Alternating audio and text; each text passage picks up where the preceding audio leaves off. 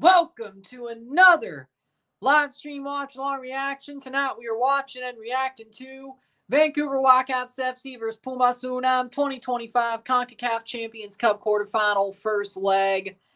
We are here. We are ready. We're good. I'm good. Lights are on. Roof's up. And guess what? We are on our way. Boom. So, severe weather didn't hurt anything. Timing was perfect. We're on. We're here. Vancouver Whitecaps FC contra Pumas UNAM en la Concachampions de la CONCACAF. Cuartos de final partido ida. They are in Vancouver. They're about to get started the first of two games tonight. I hope there's goals before Miami at least. Let me tell you, I hope there's goals. I hope there's goals. I would be pissed off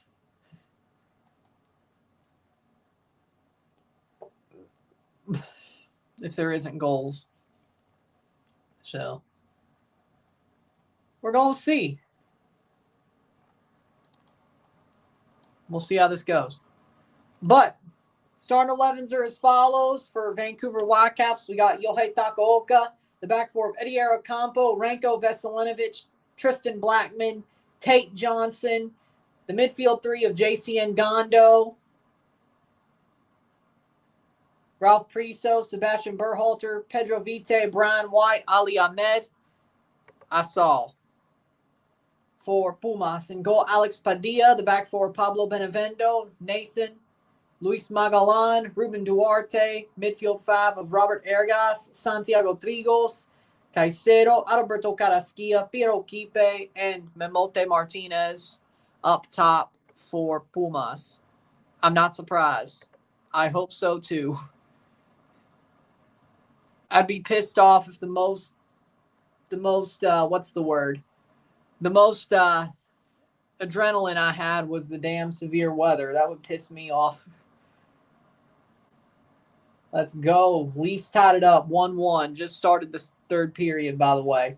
I only care about that. But there will be more Leafs live streams as this month goes on because guess what's coming up? The Stanley Cup playoffs. Yes. You're smart. So. Boom.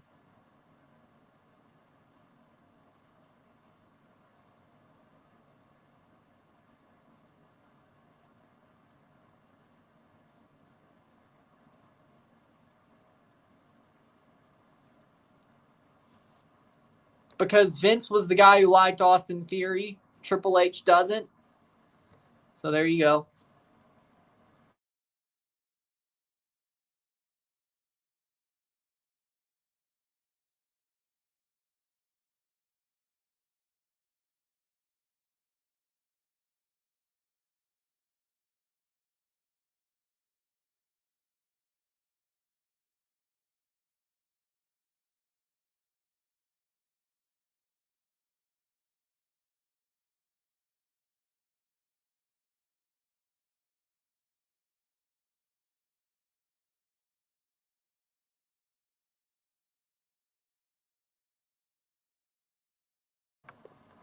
Because Austin Theory's the exact type of guy Vince McMahon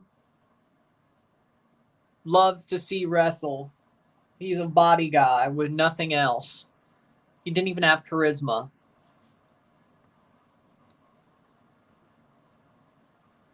Probably socially, yes.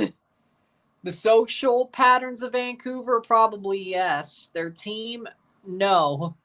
Vancouver's never really been good. That's the problem. Until now. Like, this is a really good Vancouver team. Up until now, they've never been this good. So, I think that's a bad way to say it. But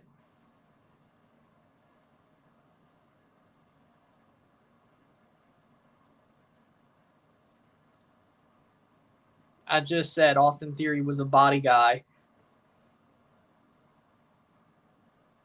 I have no idea.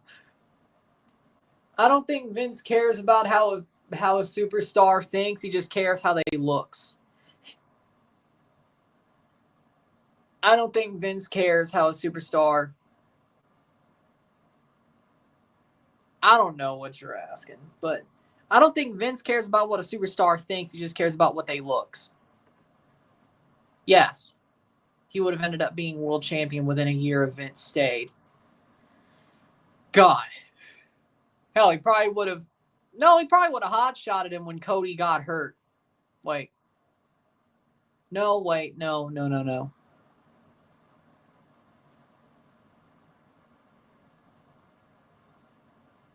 No, Vince was still around for a while during WrestleMania 39, yeah. Wait, Cody got hurt after 38, so no, he wouldn't have hot-shotted him.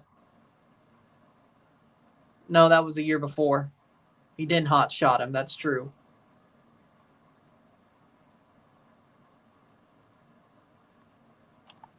That is true. So, whatever. Game's about to start. The good thing about the severe weather being, well, it was fast, but the good thing about this game being so late, I'm live for both. No worries. Pumas wearing their blue, their navy blue. Vancouver Whitecaps wearing their normal hoop kits. No, and he probably would have cashed in on the actual title. Well, I don't know. I don't know if they would have put him over Roman. How we doing? But I don't think they would have had him cash in on the U.S. title, that's for sure, if Vince never left. I can't believe they're first in the AL East. But it's good they got fed the Washington Nationals, so I'm happy about it. I'll take it. That Orioles series was a little bit Teams are walking out. Here we go.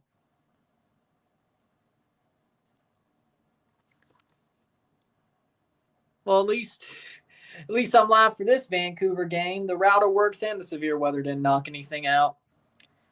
I'm still worried about Memphis, though. They're getting hammered. But they're the ones in the high risk. Just a little bit to the southeast. Ooh. Damn, good for Portland. Hearts of Pine, Portland, Maine. But good for them. And that's a cup set, too. Good for them. Teams are walking out. It's not what I meant. Nice. I'm glad Mick Foley is doing good. I'm glad he survived. I'm glad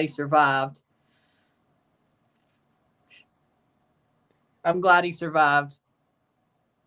Mick Foley, if this world lost Mick Foley, that would be horrible.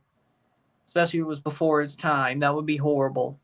Mick Foley he's a damn saint. Like that would be sad if this world lost Mick Foley before his time. And even when we do lose him, and if he lives to 90, it's still gonna be sad. But I'm glad he's doing okay. Damn it. Teams have walked out for this game. Damn it, I wanted Des Moines to make a run. Damn, I wanted Des Moines to make a run. It was more yesterday than today. Yeah, true. Here we go, getting ready for this one. A couple of minutes before actual kickoff, and then we got Miami later tonight, of course. Hopefully we have goals tonight. Because we didn't have goals last night.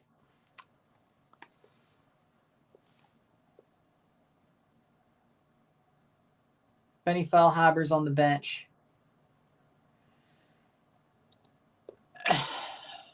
Well, I'm sure there are some people who would have definitely all the punishment that Mick Foley took. It wouldn't surprise me if somebody else was in that match and ended up actually offing them. Yeah.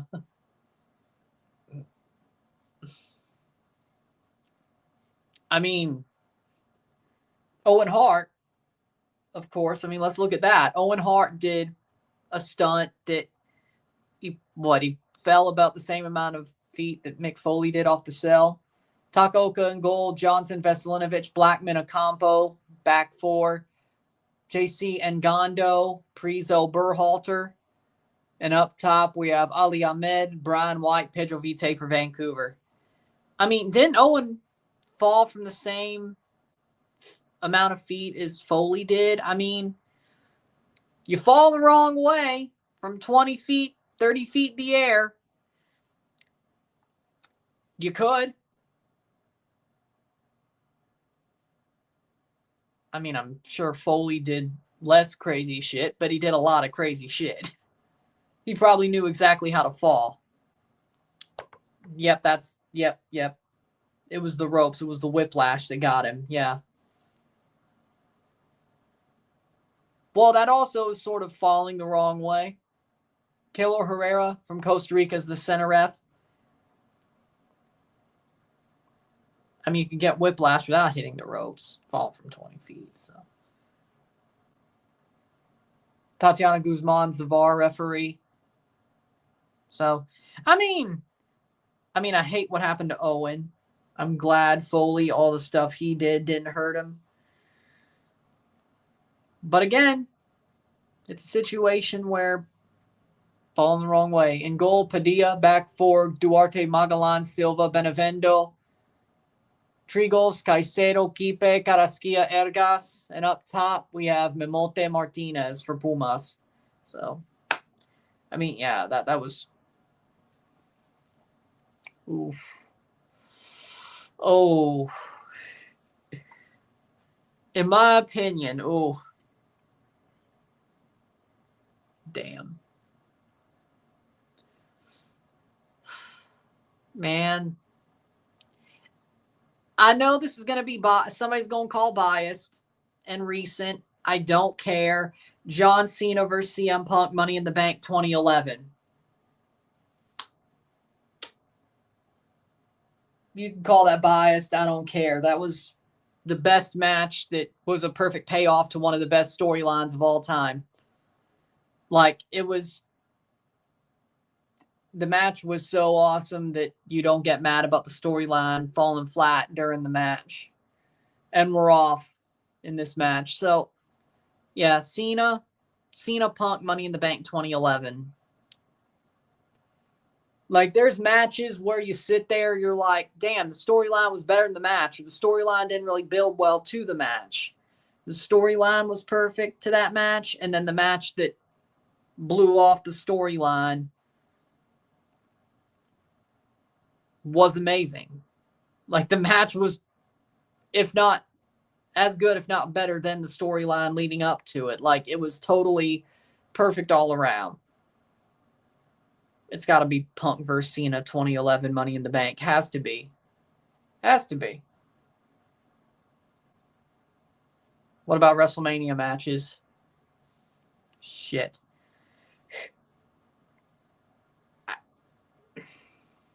No, too much. I mean, Cody Roman is low-key underrated, ironically, to 40, WrestleMania 40. Too much interference, though. It ain't Brock versus Undertaker. That was, no.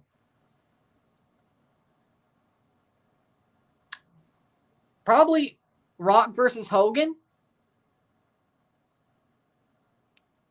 Well, I mean, that match was probably better because of the crowd. I can't really... I know, I just saw it. The crowd, the double turn. Bret Hart versus Steve Austin. That was a good match. Bret Hart versus Steve Austin at WrestleMania. Yeah, I think that's probably where I would put it. Bret Hart versus Steve Austin. IC title. Yeah. Stone Cold versus Bret Hart. I think that's the best WrestleMania match to me. What about Shawn and Undertaker? No, if I was going to go with an Undertaker match, I'd rather go with Triple H versus Undertaker. Hell in a Cell 28. But I would rather go there. For me, yeah, I got to go Bret versus Stone Cold. I got to go with that match. I have to. that was an amazing technical, but also a brawl. Like, it's kind of shocking how well Stone Cold and Brett worked together. One guy's a technical wrestler, one's more of a brawler, and they made a really good match out of it. Shot wide by Vancouver. You know, it's kind of weird how good that worked out. It's kind of weird how good that match worked out. No, Brock Undertaker wasn't even that good. Hogan Rock or Rock Austin, yeah. The Austin turn. Rock didn't really turn. I feel like Hogan did. Rock Austin, probably greatest double turn. At least in the moment. They really screwed it up after. Austin turning heel really got screwed up after, but in the moment, like the actual turn, amazing. Austin, the freaking Alliance. No. Hell no. They really screwed it up at the end there, but I don't think Brett turned either, so. Like, I wouldn't call Austin a heel till the double turn, frankly.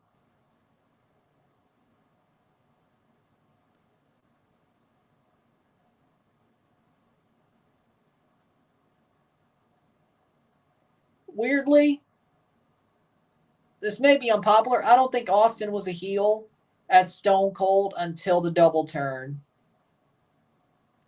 How you going to fight the boss, and that be your story for like 5 years, and you're a heel? Yeah, sure. And I don't think Brett ever turned heel. He got screwed, so. Sean was an egotistical prick. Now he's a born-again Christian. But back then, Sean was a egotistical prick who might have been, well, he had his share of sunny days.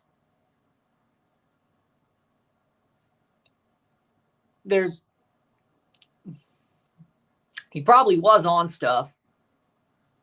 Well, yeah, at least he admitted it because he became a born-again Christian. So it's not something he hasn't said 6 minutes in.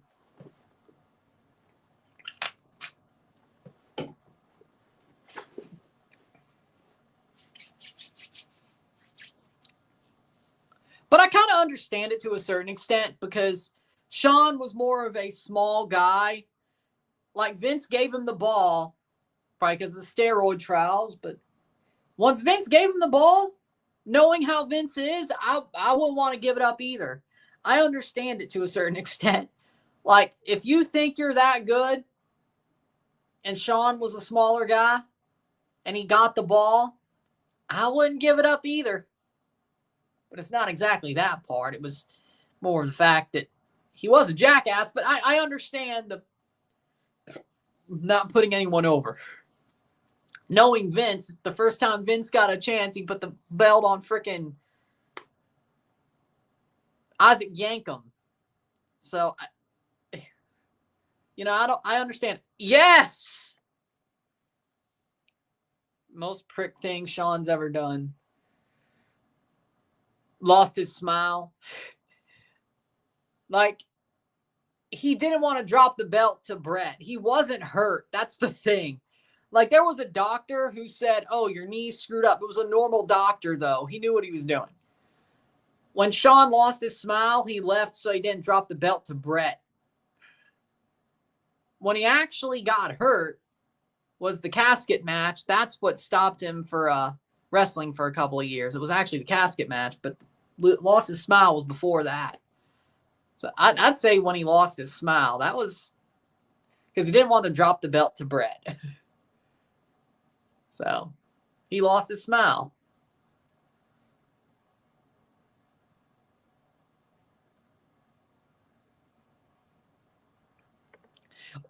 Well, you know what? As a singles wrestler, I don't think British Bulldog was that good. He might have been right there. I'm not going to lie. he might have been right not to put British Bulldog over. Amazing tag wrestler, but as a singles semi-main eventer, hell no. Hell no. Like, no disrespect to Davey Boy, but he was not a main eventer or even an Intercontinental Champion level wrestler, at least promo-wise. Ring work, Intercontinental Champion, sure, but I think if he won the Intercontinental title, it would have been a ticket to the top once he dropped it. I don't think Davey Boy is a main eventer. I don't. He was, no. Amazing in the ring, Davey Boy was never a main eventer. Full stop. Awesome tag wrestler, never a main eventer. No. 9th minute. No. Well, you got to push somebody, right? Besides, well, SummerSlam's more where the heels stand tall unless something like John Cena happens. Because, well, if you don't win, you chase the belt for a while. If you lose, maybe you're a heel who's getting pushed to the world title, who dropped the Intercontinental title like Gunther. We knew exactly where he was going, right? You knew exactly where Gunther was going. Intercontinental title, or the world title. He had to drop the Intercontinental title. So, I mean, that's pretty. And now he's going to put over Jey Uso. Man, I hate that for him. Over the bar. No, it just dipped and boom. 10 minutes. Honestly, I hate it for Gunther. Why the hell? Jey Uso, my God.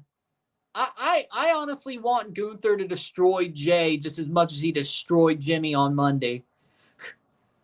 I know Jay's going over, but at this point, my God. See, this is why John Cena's right. You cheer a man like Cody Rhodes, who is a corporate suit, who is an amalgamation of Hogan, Cena, and Homelander, who we know Cody has talent, but he is hidden that talent because he is a corporate sellout. Jey Uso only has 2 moves and says yeet. Why are they cheering these guys when John got booed by half the crowd 19 years ago? He's right. John is right. John was better than both these guys, and they booed the shit out of him. He's right. Cody, I can kind of understand. Jey,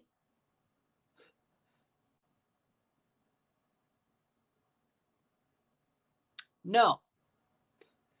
Cody is at least bearable. Jey, oh God. Put him back in the mid-card. Hell, when we say main event Jey Uso, it better be the show main event. Horrible. 12th minute. He has a spear, a super kick, a splash, and yeet. That's all he has. Yeah, his theme song's amazing. And he sells merch.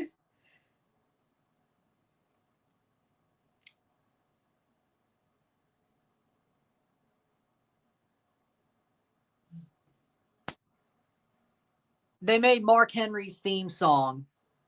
That's what I know about them. They did. Look it up. They did. Look it up.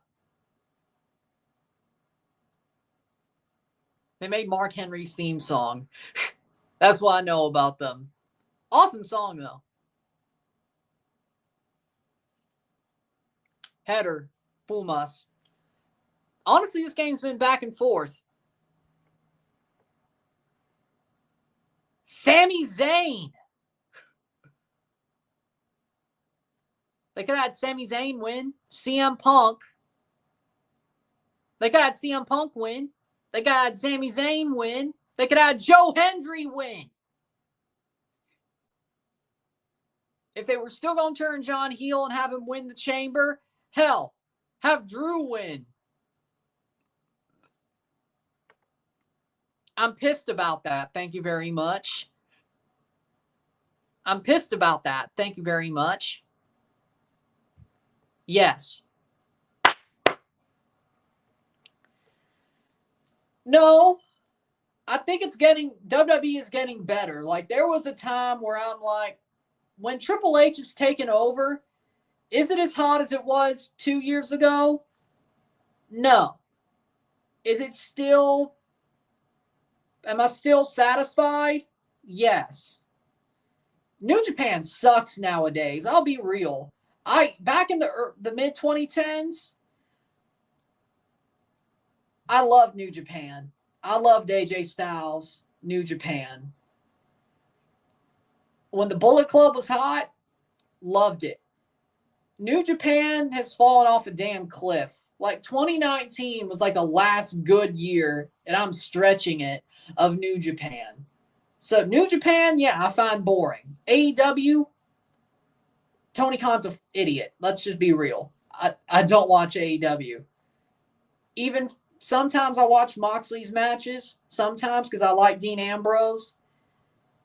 There are people that I sometimes end up watching like later, but like Dean Ambrose, Moxley. I've always liked John Moxley, Dean Ambrose, always liked him.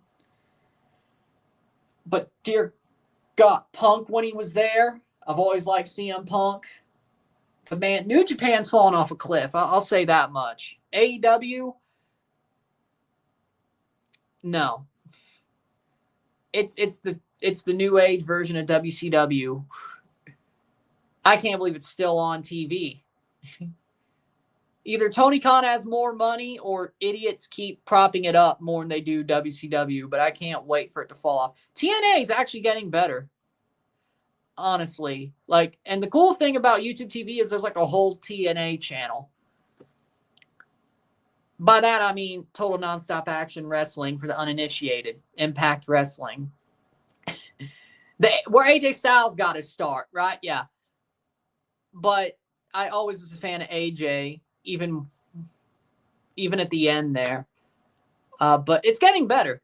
Joe Hendry, of course, is the face of the company right now. It's getting better.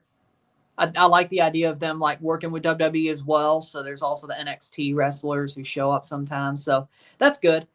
As well. I am very disappointed in New Japan though. I'm very disappointed. No, I like Ricky Starks better. No. I still call him Ricky Starks. Raw. I like Raw, then NXT, then SmackDown. SmackDown sucks the 3-hour show. Now that's where I'm pissed. SmackDown should not be a 3-hour show. Let's just be real. The roster's not big enough.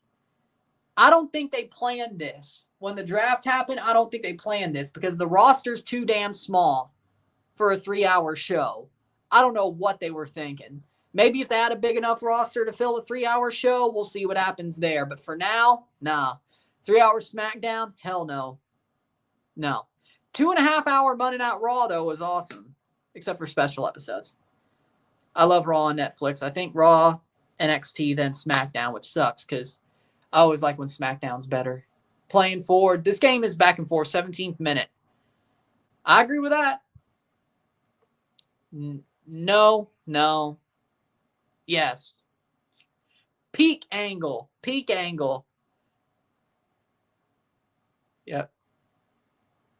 Yep.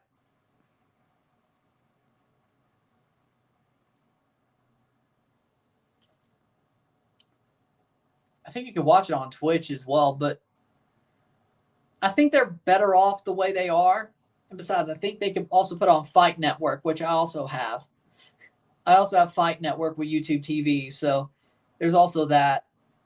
They also show OVW on there a lot, which honestly, solid. OVW is honestly solid. Recent OVW.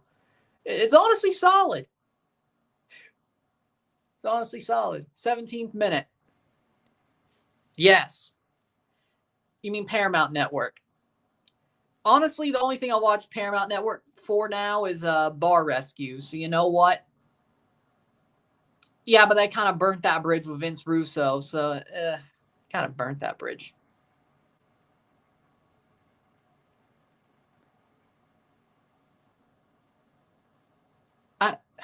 Because he isn't part of the feud. I don't know. Is Sheamus like 100%? I don't know. We're bringing up random European wrestlers to throw into the Intercontinental title match. How about we throw in Pete Dunne?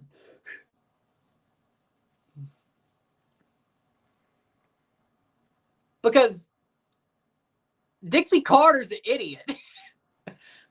And she didn't have the money like Tony Khan has. I mean, her family had a lot of money, but they don't match up to Tony Khan. And I will say this, Dixie didn't try to just spend money like Tony does. Like, there was a time when TNA was good under Dixie Carter and Panda Energy.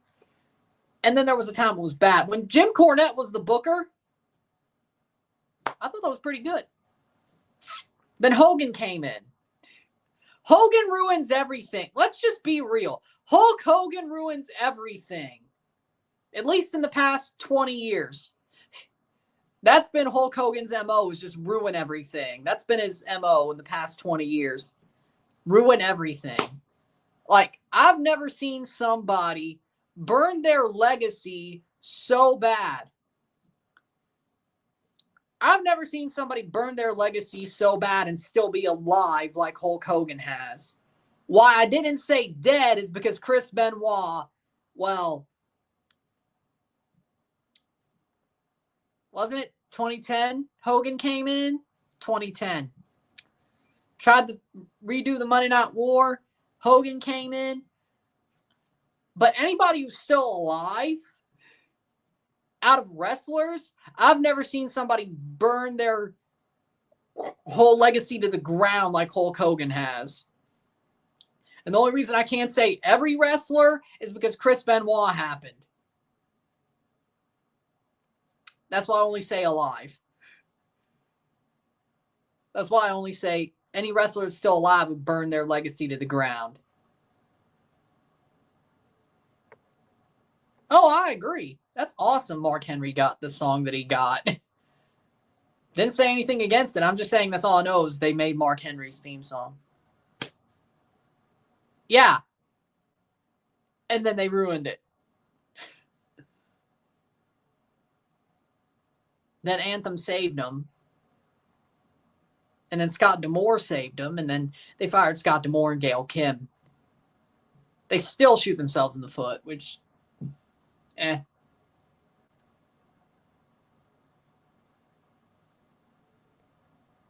21st minute. Laugh at Ricochet, yes.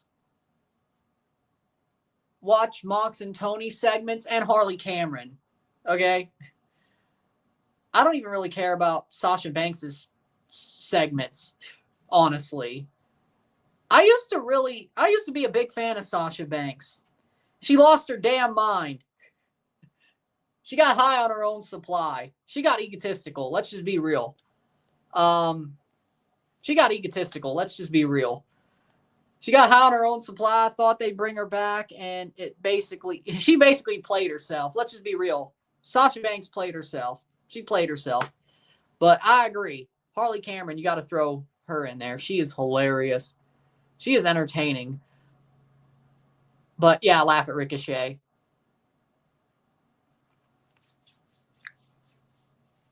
"22nd minute. Ricochet also is another person who played himself. Swerve's okay. I'll say Swerve is okay. I like Swerve. But I agree with that,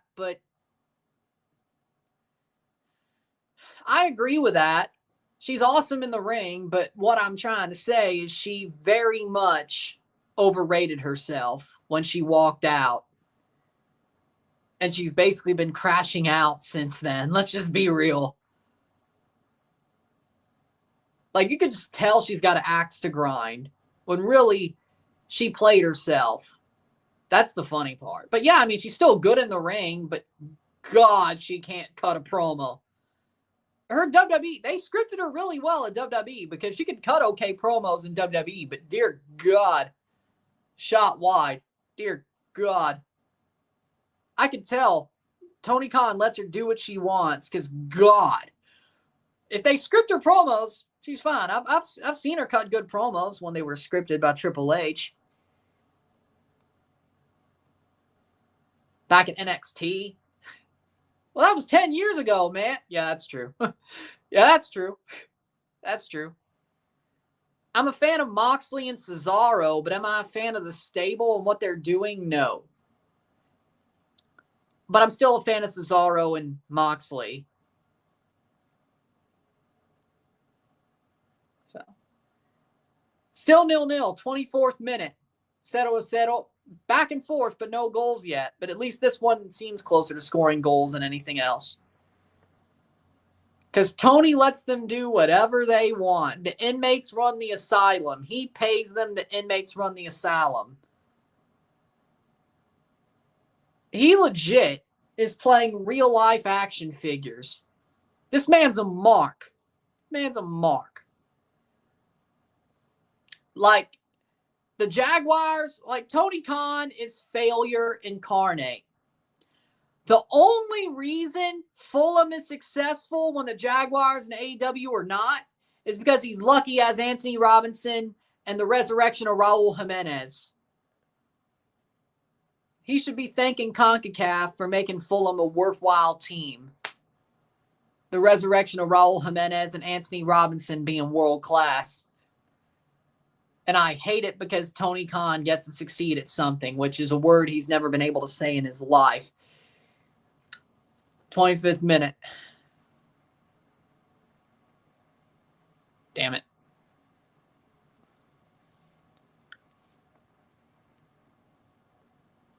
I mean, they're okay. How we doing, Hans? How we doing? Saw him pop up. How we doing? 25th minute.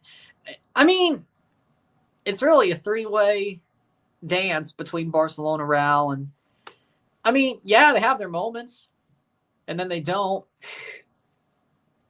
I mean, Hansi Flick's an amazing manager. I mean, Madrid is, they're very, it says something when they could win the title and still be milquetoast and still be in the conversation. It says something, 26th minute. Because he thought he was better than he was. Turns out that man can't talk for shit.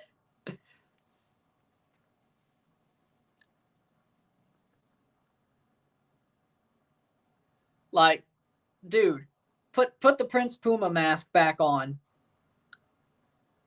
Dude, Ricochet, put the Prince Puma mask back on. Just do another 450 splash. Dude. You're cooked. Yeah. I like Chris Van Vliet's interviews. He does awesome. But yeah, Seth is right. Moxley is still one of the top guys at AEW. Roman's had the best world title run of the modern era. And Seth Rollins is dressing up weird and has a song that people sing along with. I legit...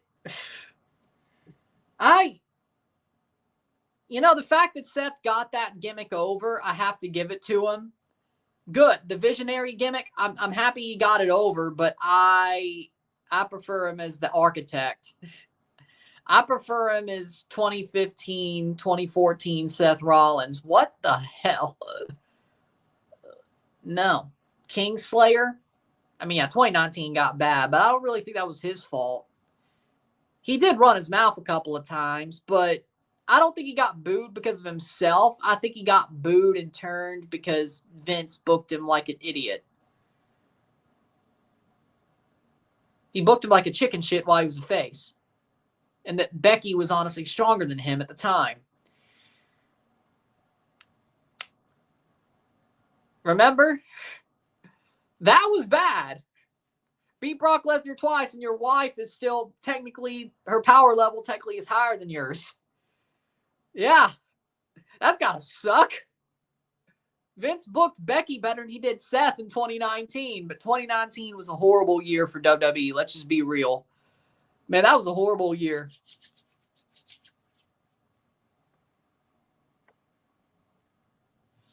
Shield. They never got buried. Like, the Nexus was always going to get buried by Cena. I think we all knew it. When they attacked John and Brian at the start of it, everybody knew exactly where it was going. John was going to bury them. Like, I like Wade Barrett. I like Ryback. The debut was where the Nexus peaked. So let's just be real. When the Nexus debuted, honestly, that is one of the greatest debuts. But that's where they peaked. It was all downhill from there. And then John Cena buried the shit out of them, which, you know,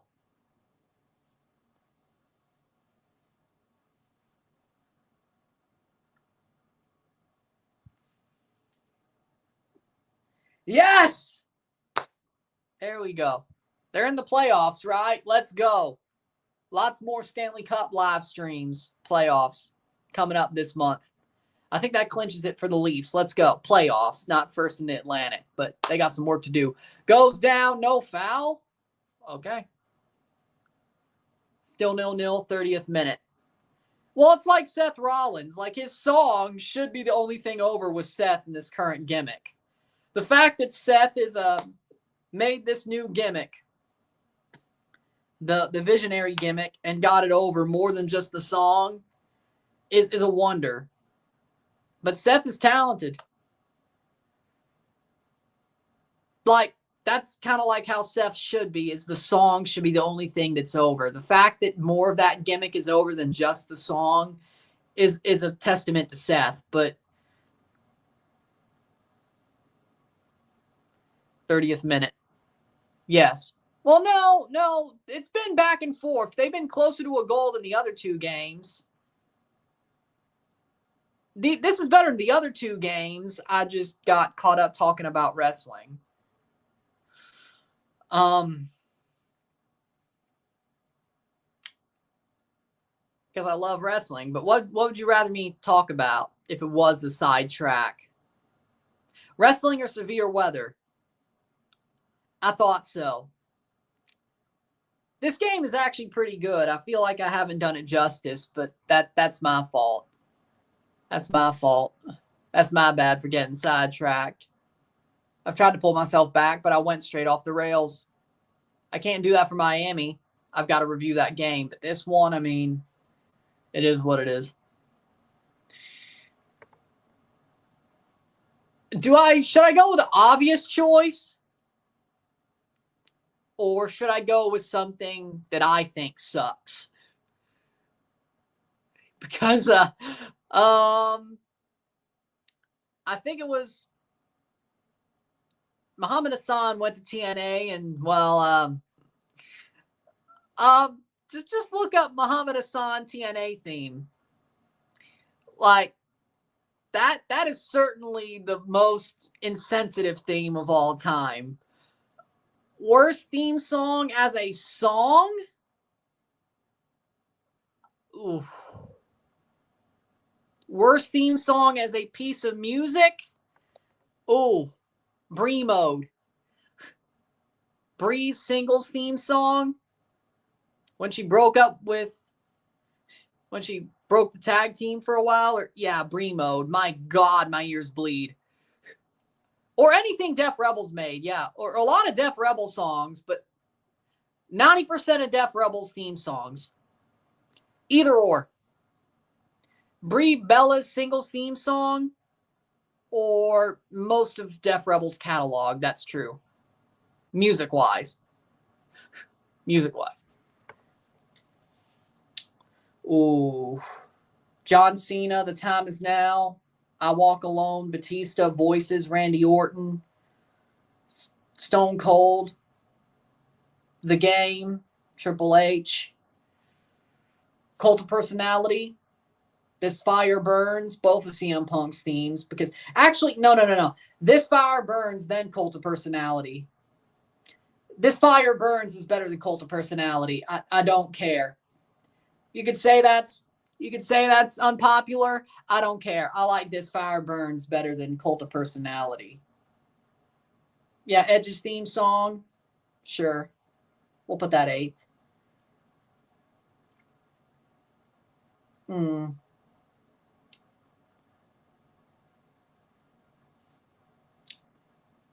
I like Burning My Light too. Randy Orton's old theme song as well. So we'll throw that in there.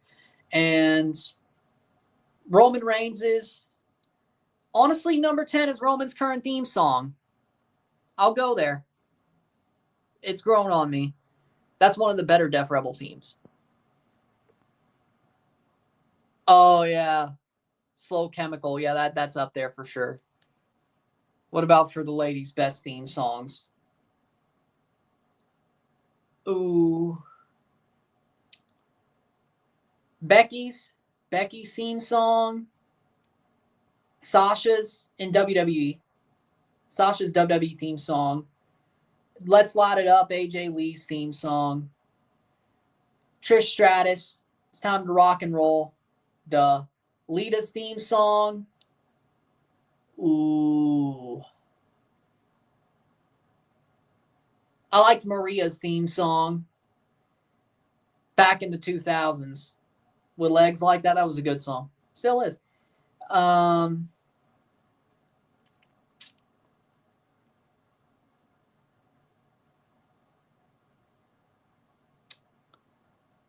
That's about where I could cut it. That's about where I could cut it.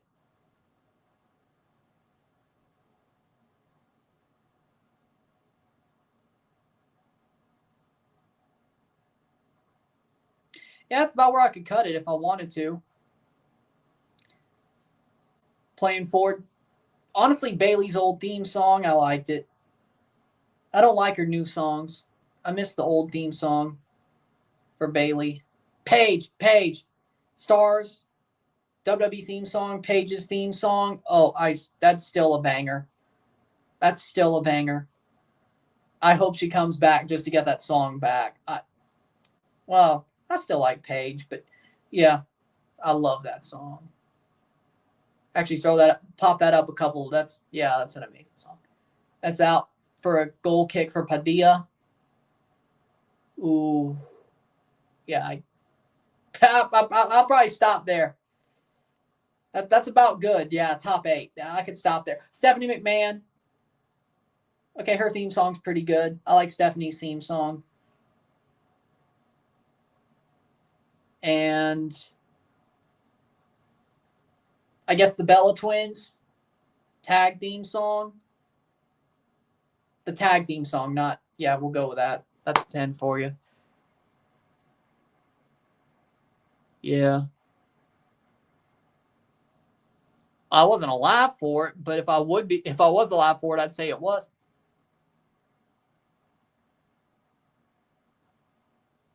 No, that was just her voice. See, no Vicky theme song would be more unbearable than her voice. I think they made the right decision letting her just come out saying excuse me, because that was unbearable.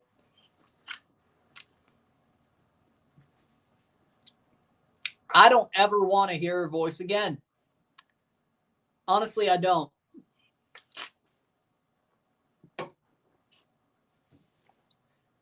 My God. Because Vicky was like the first Karen. Let's just be real. Like, Vicky is legitimately the first Karen. Like, if you pointed out to me, like if you asked, how would you figure a Karen to act, and how's the first time you ever seen one? It would have been Vicky. That was her gimmick. The first Karen. That was her gimmick. The first Karen. Let's just be real. Am I wrong? Am I wrong?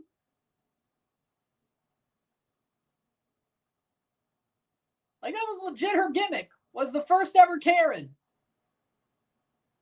That was her gimmick.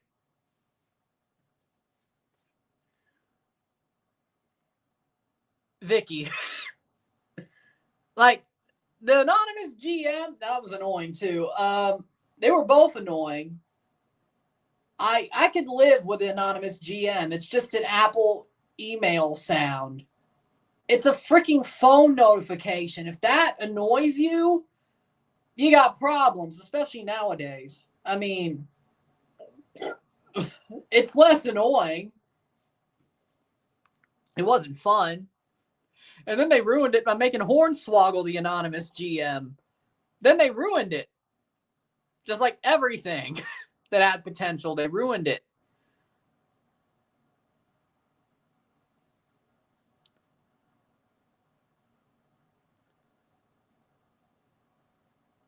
I think the more annoying part of it was the fact Cole had to read the emails. And at that time, I hated Michael Cole. Everybody did. At that time, everybody hated Michael Cole. It's not like now where everybody loves him. I enjoy Michael Cole now, but back then, honestly, that was the more annoying part of it because Michael Cole back then sucked. That was when I was laughing at the fact JBL was bullying him because it was funny because Cole sucked.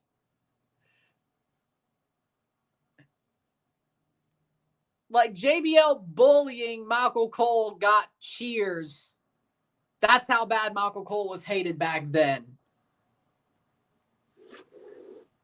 JBL was a face. That's how bad Michael Cole was hated back then. And then when he bullied Mauro Ranallo, people started hating JBL's ass, which I don't blame them because Mauro didn't deserve the shit he got. I've always been a fan of Mauro Ranallo. I always will be. Always will be. He didn't deserve the shit he got. But when he did it to Michael Cole, though, at the time, oh, Kali. Dude. Kali seems like a good dude, but dear God, the man could barely move after 2007. Like, the dude moves like an iron golem from Minecraft.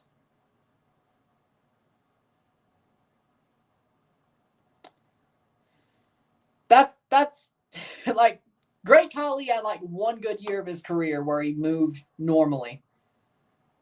The man, dude, like he went on for 10 years too long. Let's just be real. Like, Khali's a good dude, but God, man, they were honestly, they were taking advantage of that man. Let's be real. It's like I feel sorry about him. I feel sorry for him, honestly. NYCFC. Well, I mean, Mauro has bipolar disorder. That definitely helps it. But I think Mauro's just really passionate as well about what he does as an announcer. I think he puts everything behind it. But he also has bipolar, so that probably makes him more emotional. But the fact that Mauro's had a pretty good career while having bipolar is awesome. That he's been able to have a career that he's had. I find Mauro inspiring. Not just amazing, but inspiring. So I do. So there's that.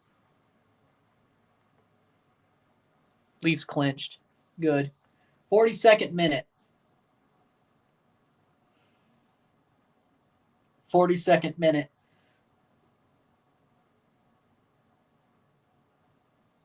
Nil-nil, settle. We're going on the fifth half of this quarterfinals. No goals! We've gotten closer, though. Pumas and Vancouver both have had tries. They've both had chances to put them away. They haven't. But we are still about to go on to 5 halves without a goal. Dear God.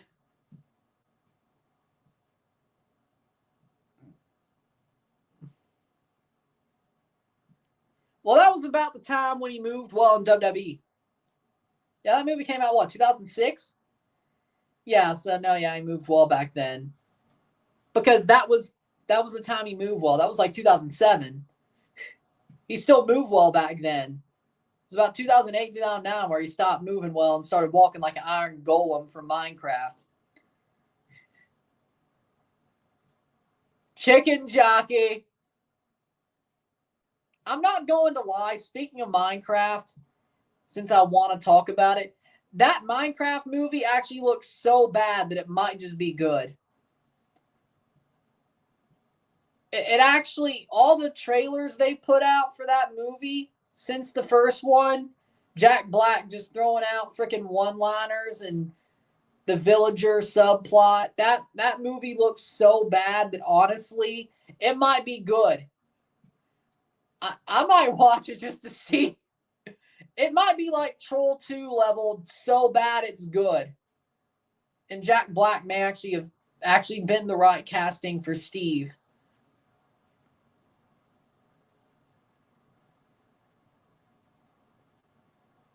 So, honestly, 44th minute. I won't lie. I'm actually interested to see how good the Minecraft movie actually is, or how bad it is that makes it good. It actually looks interesting, I won't lie. Or maybe they just took all the best moments and put them out as trailers, and it just gets worse from there. It could be that marketing scheme where it's like all the best moments are trailers, and everything else is, well, it's shit. It could be that. I don't know, but I honestly want to find out. It's an okay song. It's an okay song. It's not great, but 45th minute.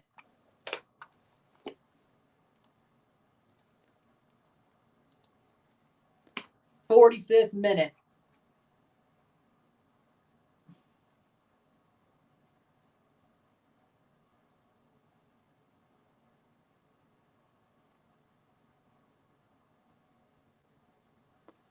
And 45th minute. Turns out maybe Toronto did well on the weekend, by the way. Turns out they weren't lucky. I'm starting to figure out. It's called a watch-along. If I show the game, it's a copyright strike. So, 0-0, 45th minute. We're going to stoppage time. But, I will say, Pumas might be, or Vancouver might be slowing down. How much stoppage time?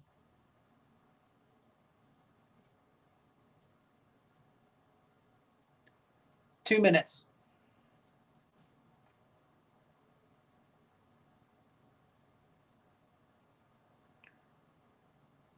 Playing forward, Vancouver on the ball with a minute and a half to go. And we might have another half of this quarterfinal set, no goals. 5 halves, no goals. At least the first half's been pretty entertaining.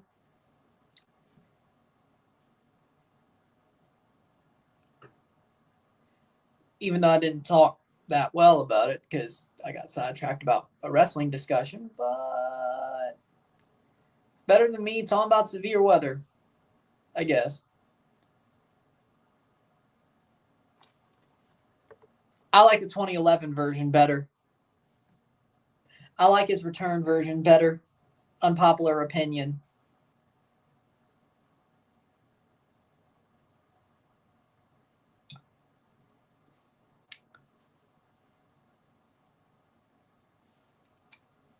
Couple of seconds left.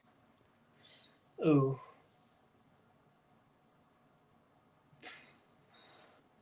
I'd say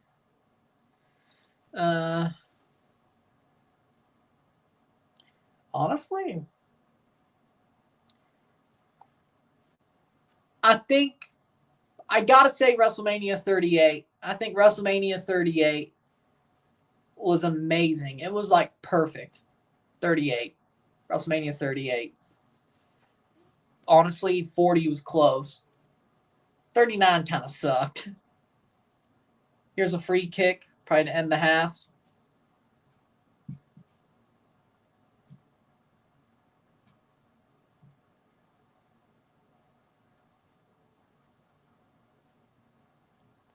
Vancouver to take a free kick to end the half. What if they scored? What if they scored right before the half? I can't believe it if that happens.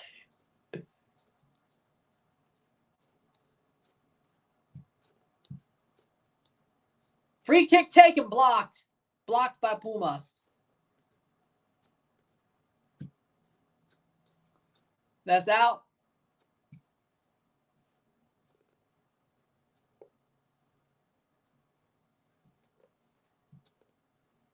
Favorite WrestleMania moment?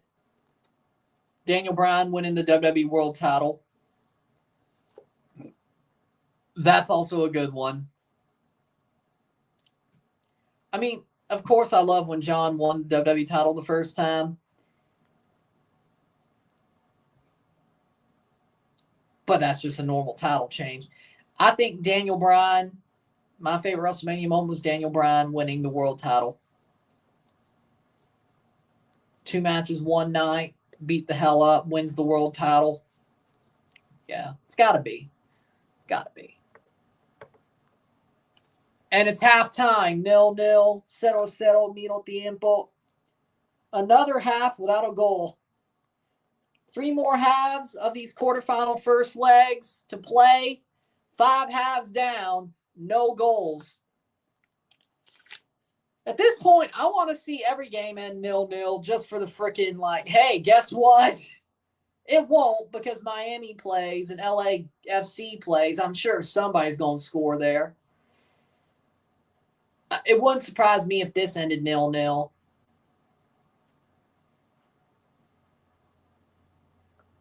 It wouldn't surprise me. But 3 more halves of the quarterfinals to go.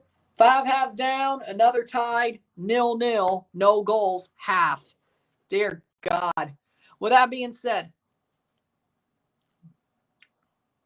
yeah. Ooh.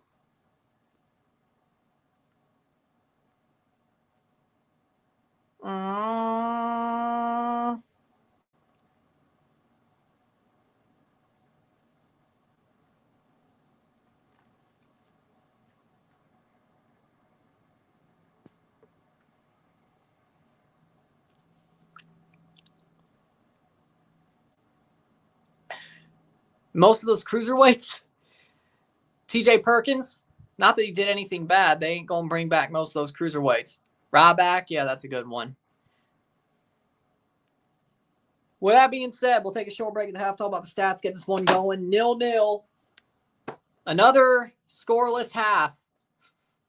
It's got to be the most halves in a row during a tournament scoreless. It's got to be. It's got to be during a CCL tournament. It's got to be 5 halves in a row. It looks pretty sold out to me, but let me check once they get back. Sit tight, be back.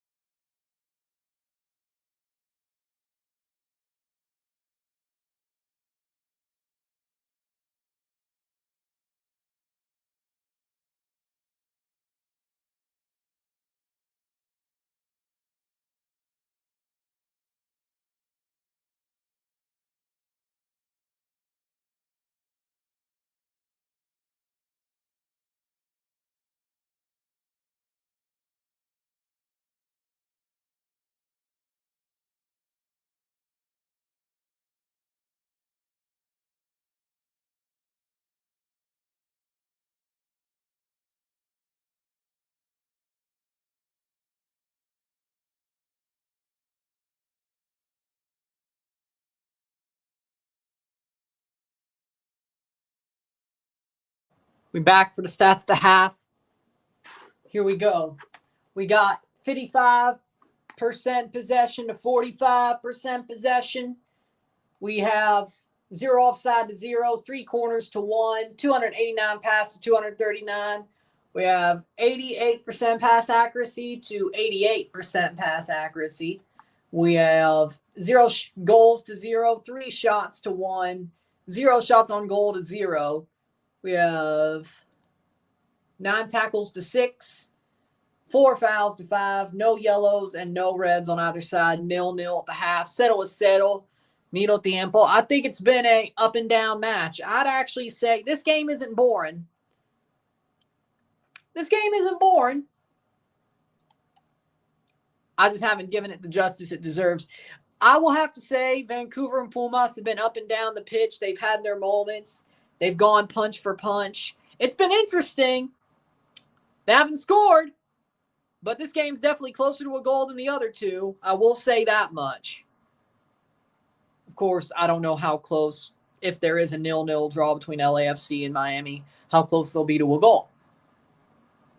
But until we see them play. But right now, I think Vancouver slightly is the better team. They're at home. They're going for it. They're trying not to allow a away goal. I think they're going for it. I think they're slightly the better team, but not much to really hang their hat on. See what happens in the next 45 minutes. I think a draw for them is sort of bad. But they do have away goals next week, so that's good for them. Keep a draw, you do have away goals. That's how they got through Monterey, so that is true. That is true. So, another half, and then we have one more full game. Off Thursday, off Friday, Saturday and Sunday, we're back.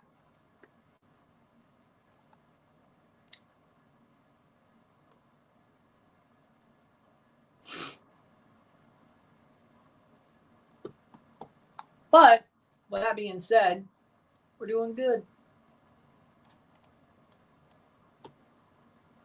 We'll see how the second half goes. The Leafs are now 4 points clear of the Panthers at the top of the Atlantic, 3 points clear of the Lightning. They got one more game to play against Florida, one more game to play against Tampa. Tampa has a game in hand. So if Tampa wins their game in hand, Toronto would be a point clear. But if Maple Leafs beat Tampa, they'll still keep the 3 games. So, Leafs have 7 games left. They play the Blue Jackets April 5th, the Panthers Tuesday, the Tampa Bay Lightning April 9th. On a back-to-back, they play the Habs the 12th, the Carolina Hurricanes 13th, the Sabres on the 15th, the Red Wings on the 17th. If they beat everybody else, hope to God they beat one of the Panthers and the Lightning. But, well, I said burning my light for sure. I love Zack Ryder's theme song, but I don't know if it's top 10. But Miz's theme song, underrated, yeah. But there you go. So the Leafs have 7 games left. They're top of the Atlantic. They have one more game against both 2 and 3. We'll see. Can they hold on? And the Leafs are a home ice advantage against everybody but the Capitals in the Atlantic or the Eastern. And they're a home ice advantage against everybody but the Jets, Stars, and Golden Knights in the West. So, we'll see. I mean, he's doing well. He's growing well. He's doing well. He will be a champion one day, I agree. But he definitely has put in a lot of work. He just isn't skating on his name. He's put in a lot of work, I actually have to say. I like Dom. I like him. I think he's good. He's better as a heel than he is a face. When he was a face, it was looking like he was coasting off his name. But now, no.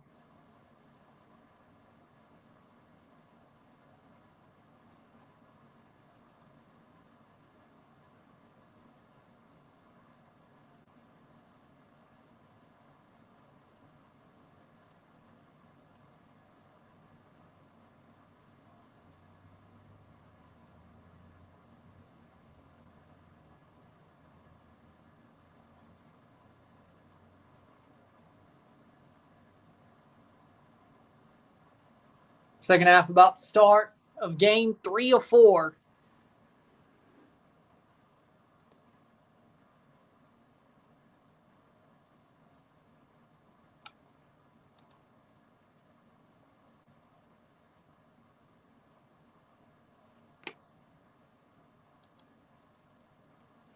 Here we go.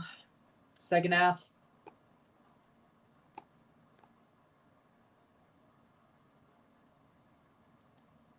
Holy.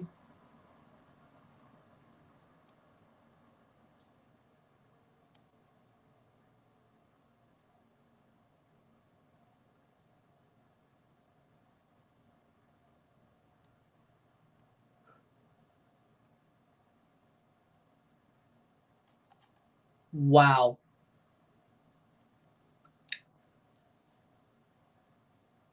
Damn. Wow. A video of a tornado from today in Manette, Arkansas. And Brandon Kopech's Storm Chaser almost got swallowed up by the tornado. Twice. Man didn't bail when he should have bailed. Twice. Man didn't bail when he should have bailed twice. Damn. Damn, that tornado followed him down the road, too. Shit. That is a giant... Ooh. Got to be the EF3 at least. Just by eyeballing it, that storm. That's got to be EF3 at least. Dear God. They should. They should. But, yeah. When I said severe weather system may have been a problem today, luckily I'm not in Arkansas or Memphis. But that's the same system that the energy that caused the problems here that could have, if something hit, I wouldn't be on right now. It was just thunderstorms and rain with a tornado warning wasn't even over here specifically, but very close. But the rotation brought it out. Just some loud thunder, some wind here. But Arkansas, they're under a high risk. As you could tell, boom. Memphis getting hammered. They were in the high risk.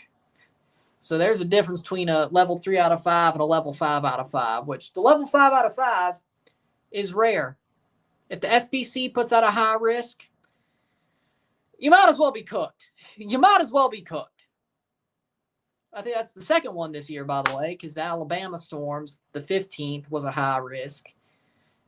Luckily, there was a little bit, I wouldn't say a total bust there, but it could have been worse.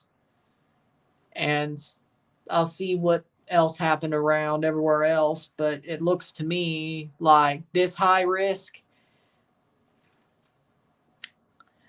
No, it looks like down there where the high risk is, it looks like it's been bad. EF2, EF3, strong tornadoes, which the SBC was on for a whole week at a 15% day 7.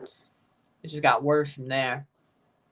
Big old day 7 outlook. And by the way, if the SBC ever really points out a day 7, Storm Prediction Center points out a day 7 area on their convective outlooks, it's going to get bad. It normally doesn't stay a slight risk for all 7 days. I mean, a portion of it will, but if it's a big old 15% risk, or they just point out a 15% risk, day 7, normally day 7s are probability too low. So if they can already mark out an area of severe weather, 15% on a day 7, that probably is the center of the outlook on day 1, the worst part of it. But from days 7 to 4, how those work is there's 15 and 30%. They don't go higher than that. It's either a 15 slot or a 30 slot over days 7 to 4. That's how those work. If they mark those, you're probably cooked. I wouldn't say you're probably cooked, but it's definitely something to keep an eye on. Then once day 3, you start to get the probabilistic outlooks. You get the marginal. They add on marginal, high, moderate to the situation. So you add 45. You add 5, 2, 5, 2, 5, Then you have 15, 30, 45, and 60. High risk is about 60, if not more. Doesn't go higher than a high risk, though. So, second half's about to start. So, basically, day 7, they see a 15% risk. You can bet your bottom dollar that's at least getting to moderate over the time the storm comes around. Now, you could say, but the day 7 outlook that popped out for this certain storm system was a big old 15% risk. Yes, but there was a high risk at the core of it, a big moderate risk, enhanced, a very big enhanced risk, which is where I was, the 3 out of 5, a bigger slight risk than even a marginal risk up to like Wisconsin. So, which is about how that 15% looked. Day 7. So, the second half of this game is about to start. I'll leave the how does the SPC outlook work talk done. See, wrestling was better, wasn't it?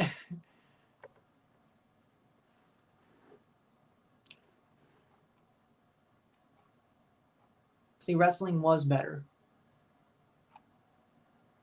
wasn't it? Wrestling is more cool to talk about.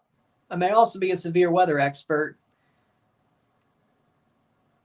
You're going to be happy about that. When it comes to hurricanes and severe weather, you're going to be happy about that when you need my help. But it's only really, it's boring to talk about when you don't need my help, but it is what it is. Monroy's on for the second half. I've kicked it around a couple of times, going live for severe weather events if I was free that day. I've kicked it around a couple of times. 45th minute. And there's been a couple of times where I've seen radar pictures on a football stream, and I analyzed that radar picture, like that big old storm in Dallas back in 2023, which, if I remember correctly, that clip was on the best of reel of live streams for 2023. Watch a match. Well, this is 5. Hold on. This is 5. That was 3. Yeah. Yeah.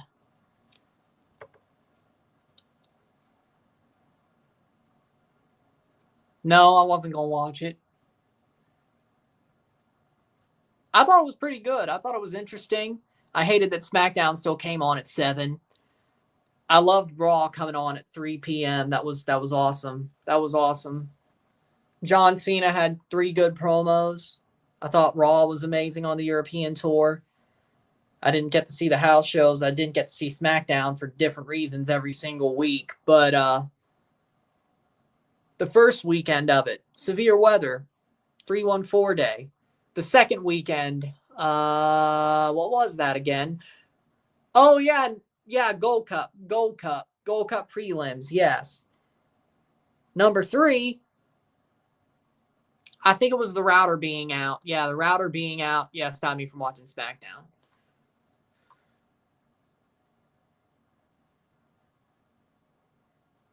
I think so, yeah. They make a Toronto FC one, I'll get it. But with that being said, yeah, the router was out last week. Thursday into Friday into Saturday. So, yeah, I didn't get to watch SmackDown for that either. So, severe weather, Gold Cup prelims, router out. Didn't get to watch SmackDown at all during the European tour. I saw a couple of clips, which the crowds were good. But a 3-hour SmackDown, honestly. Did I want to watch SmackDown? Yes. Yes, I wanted to watch SmackDown. Playing forward. Yes, I couldn't do it.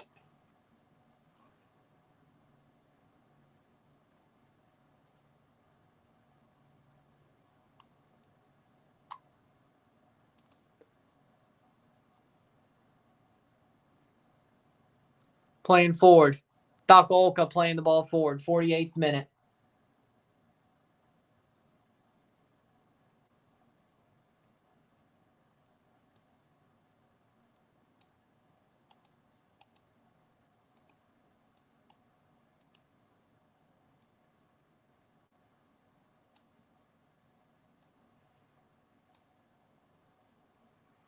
0-0, 0-0.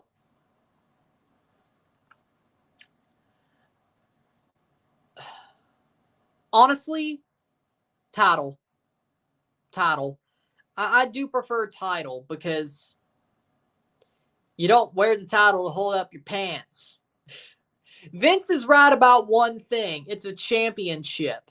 It's a title, not a belt.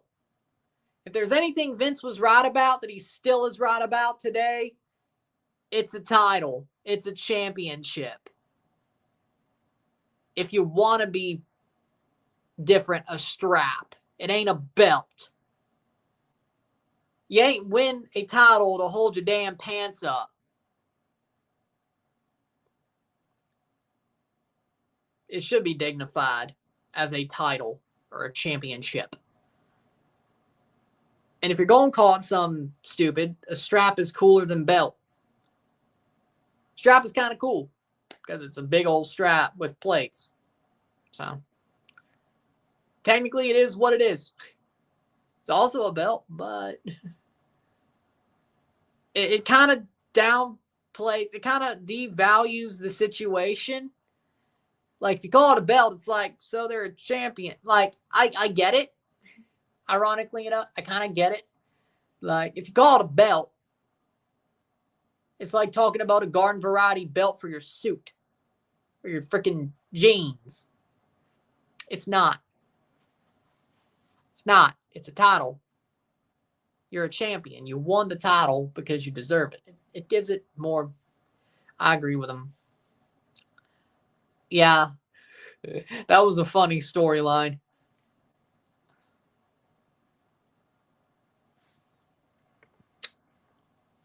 '50th minute, 0-0, 0-0.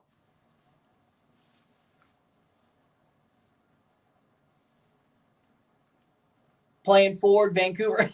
Horrible pass. Get out!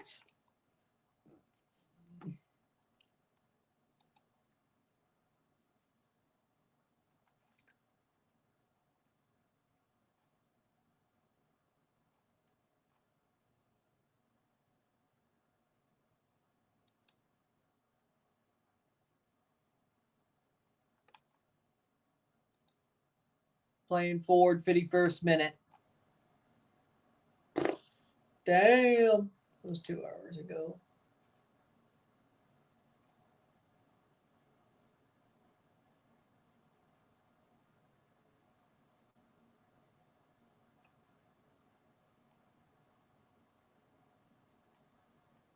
'51st minute.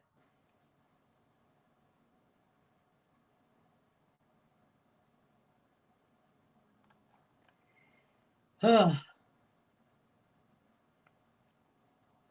52nd minute.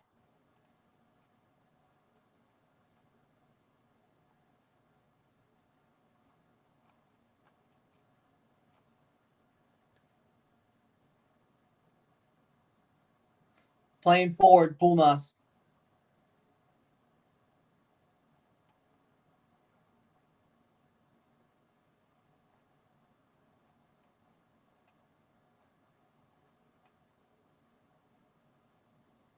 Nil, 0-0.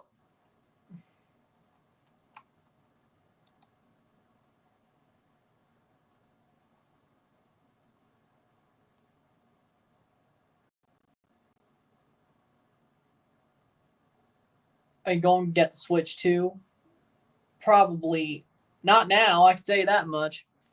I know they're bringing out a new Tomodachi Life game. I know they're doing that. If I get it, that's what. And also the new Animal Crossing game. I'm still a fan of the series. Come on.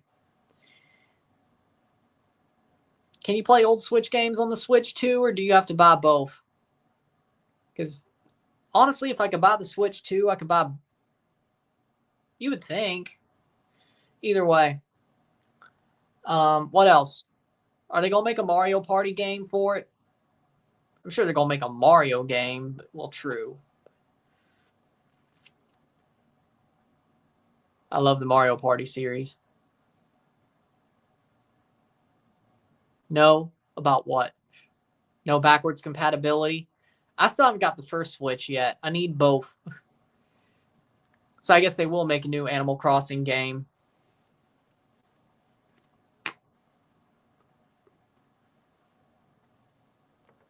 Smart.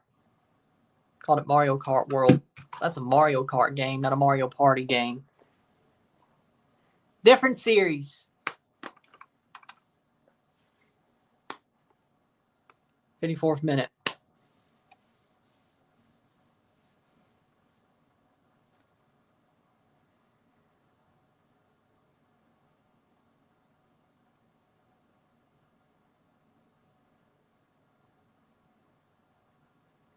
Well, I just collect video game systems, but I think everything. Well, true, I didn't.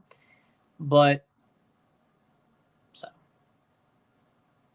exactly. Exactly.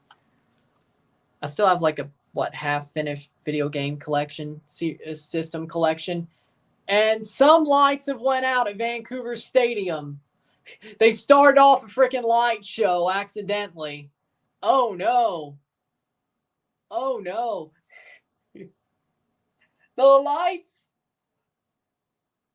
I guess one of those tornadoes went and reached Vancouver. No, it didn't. But my head cannon. Whoa. What light show?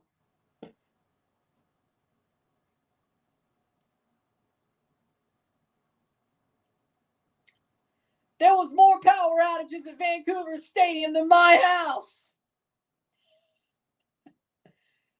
How's that supposed to work? I was the one living in enhanced risk of severe weather. How does that work?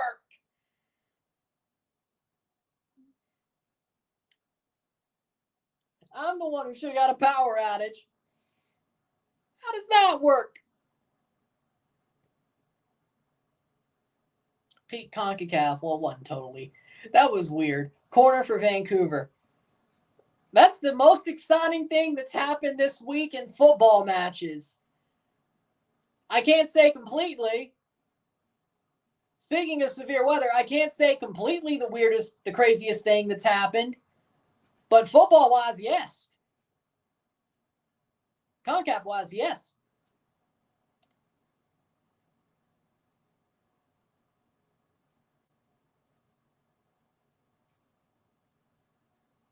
Honestly, that enhanced risk was a little bit of a letdown.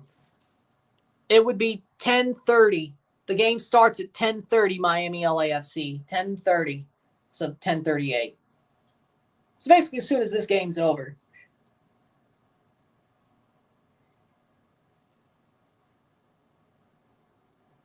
The sad part was last night there was a little bit of a window coming up to the second game, and it was still 10:15. Now the 10:30. Oh my God, the lights are still going out. What the hell? What's going on in Vancouver? I went to go see Brock Shield, AJ Styles, late great Bray Wyatt Survivor Series. That was so cool. Yeah, that was a pretty good Survivor Series.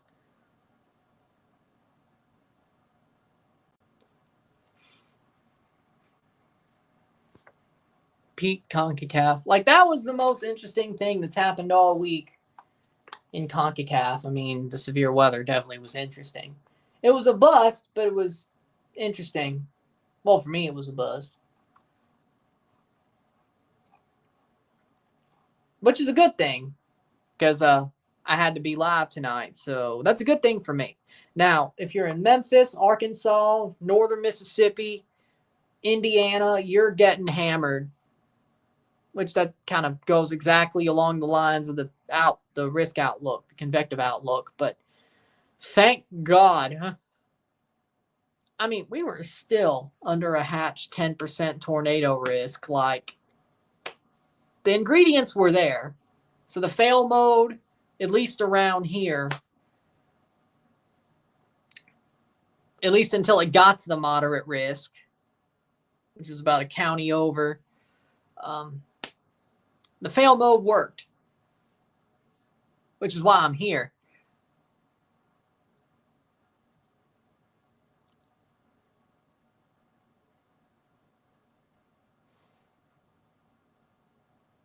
From wrestling to severe weather.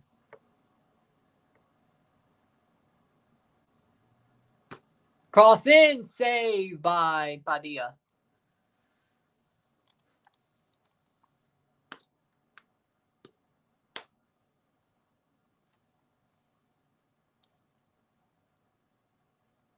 All I'm saying is if severe weather's coming your way,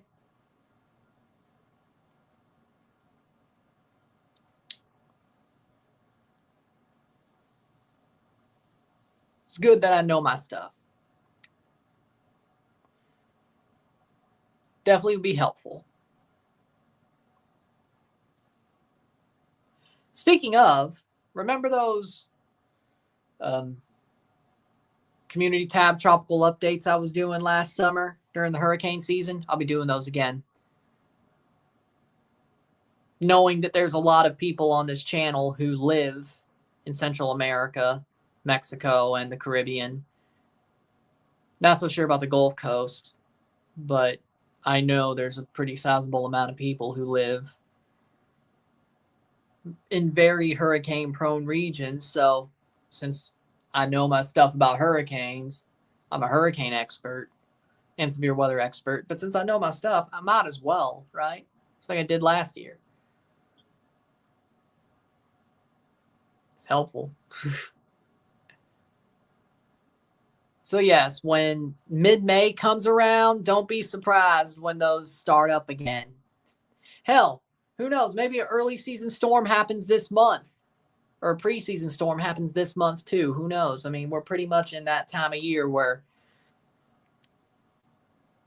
those tropical updates could start up pretty damn soon. So just keep that in mind. Some could come off the Bay of Campeche, hell, in April and get going. So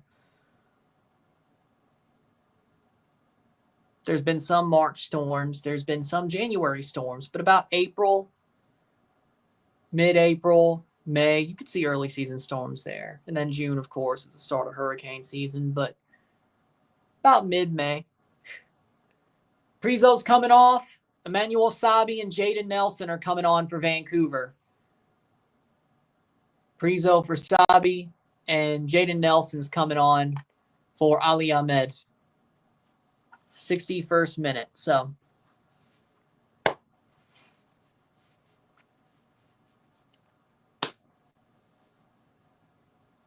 '61st minute.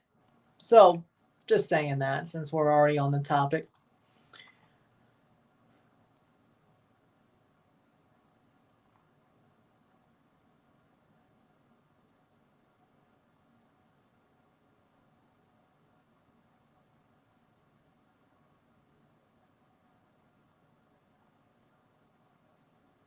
'62nd minute.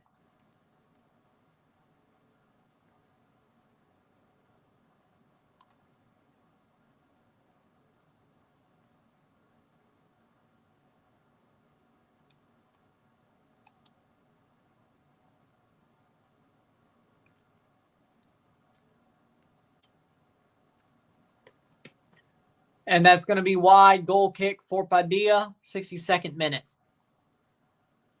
Still 0-0. We're inching towards another game that's a 0-0 draw. Another, by the way.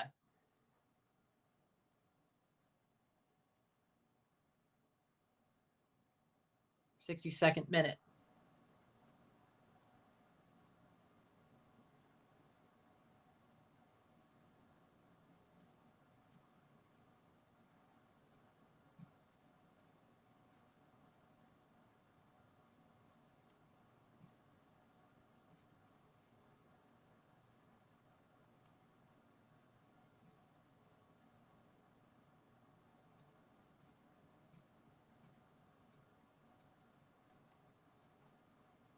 Playing forward, 63rd minute. Pumas. They've had their moments.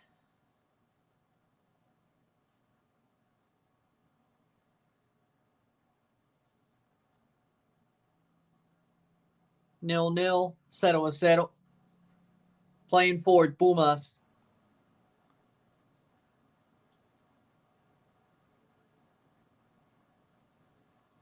Playing it back to Padilla. Padilla. Wasting a bit of time.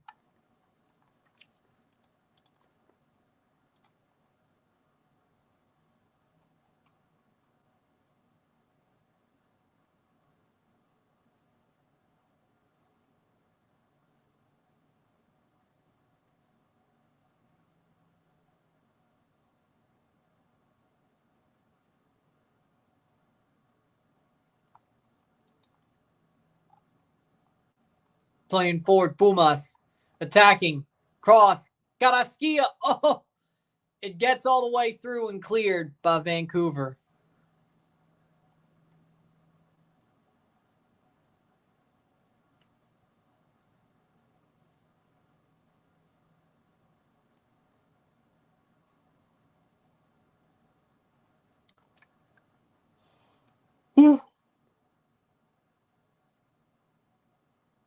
Berhalter's down hurt. Sebastian Berhalter.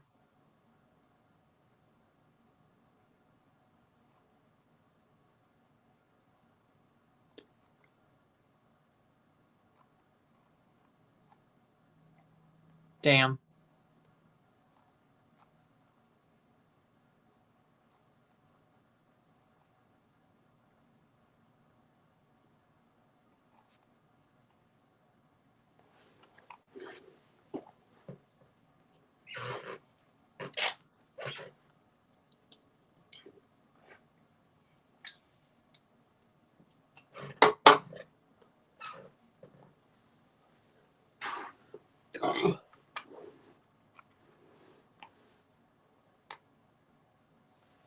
'66 minute.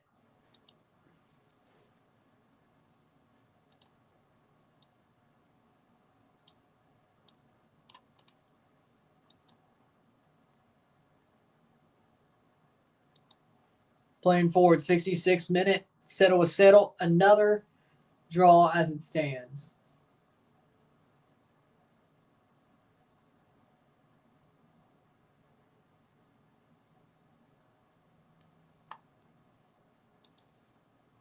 '66 minutes. Ovechkin's 3 goals away from Gretzky, from overtaking Gretzky, by the way, if you care about that.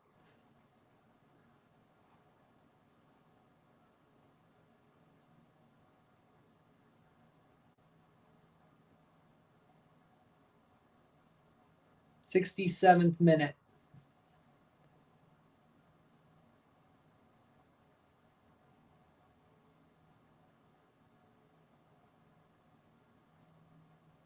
Cross, cleared away.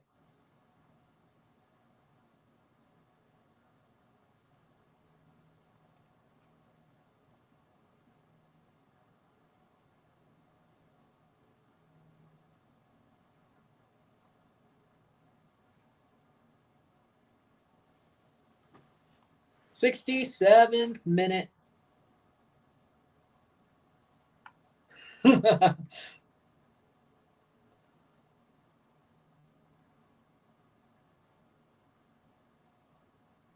Nil-nil, 0-0. Vancouver.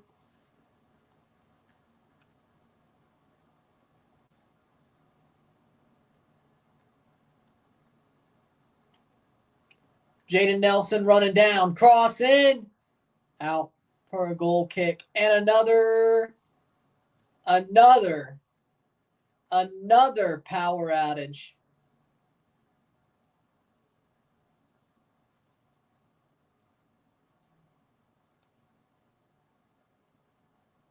Jesus Christ. I might have to pull the plug on this game early.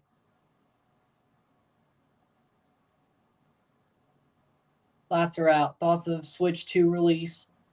I haven't really looked into it. I've been focused on the weather and football. The lights are out again. We'll see if they stop the game. If they stop the game, I might have to pull the plug on this one and just move on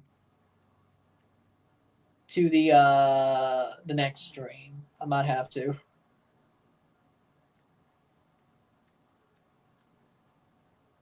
Looks to me, I think they're going to keep playing, though. But that's the 3rd time the lights have went out Yep, it's going to be a corner. Looks like they're going to keep playing. What is going on in Vancouver?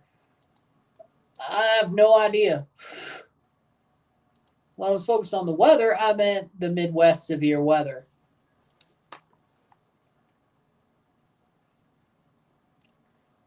Not that, well, first of all,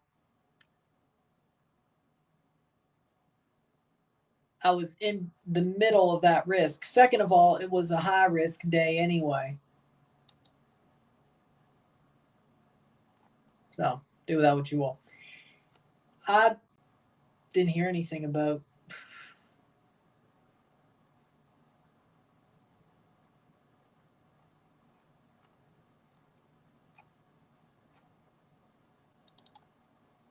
.69th minute.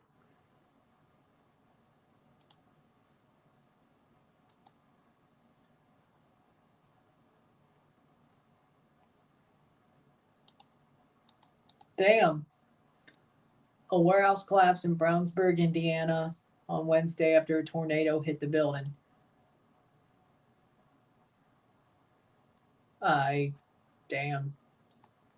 Could be another.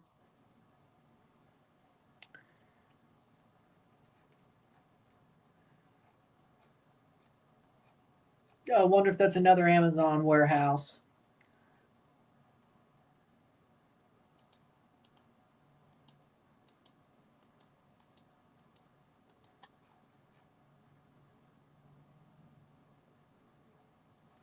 '70th minute.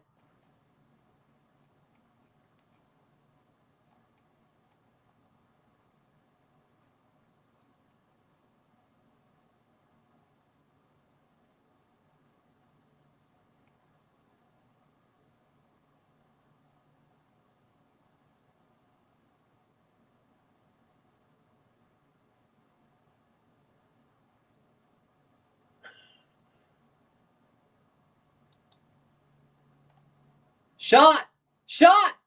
It's in! Vancouver scores the first goal of the week! And Brian White slots one home! Vancouver have scored on Pumas! Goal! Goal de Vancouver! Goal de Brian White! 1-0!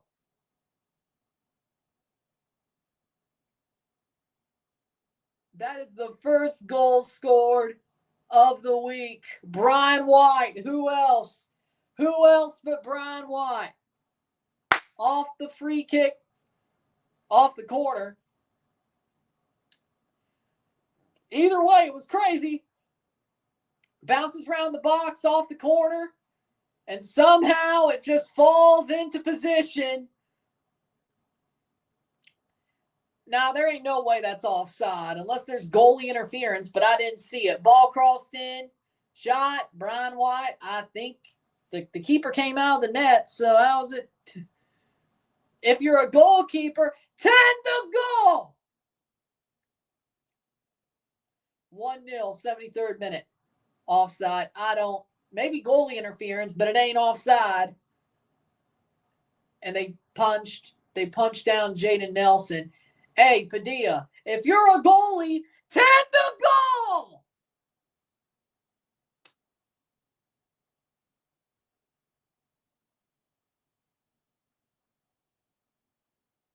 They're going to talk about it. Yeah, it might take a while for me to get the stream up for the Miami game on the Rumble side of things. It might take a little bit for me to get going.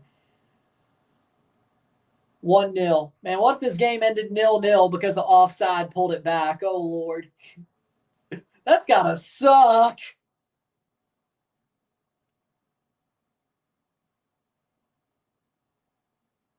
Substitution. I think it's still 1-0. Leo Suarez. 30th minute. Keep off for Leo Suarez. I'm not too damn sure. And it is a goal. It is 1-0. Brian White has scored a goal for the Vancouver Whitecaps.